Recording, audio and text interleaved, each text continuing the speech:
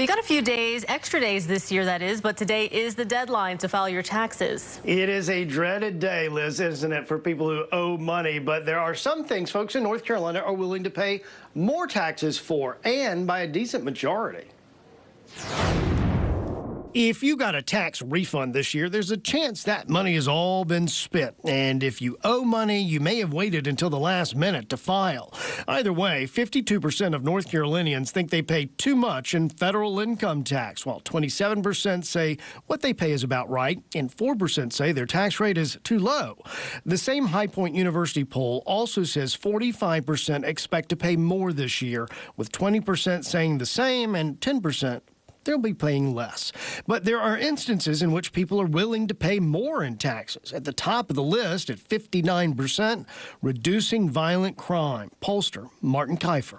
I think there's a lot of stuff in the news that people are seeing and maybe they're experiencing in their own lives. And it runs the gamut from, the reports that people are seeing about, crimes in cities and other locales. And then also school safety, which has really been something that's risen to the top of our list of issues and hasn't moved. Education also scores high. So does health care, but not when it comes to COVID-19. Well, one of the things that we've seen over time is that COVID-19 as a concern has fallen in terms of how much people will emphasize it. National security reaches more than the 50% threshold, toward the bottom of what people are willing to spend more taxes on: interstate roads, climate change, and foreign aid to developing countries. National security is something that people often prioritize, and so I guess it's not a surprise. That's one of the reasons that we put it in there. We also put foreign aid in there because we know that's one of the places where people are much less likely to say, oh yeah,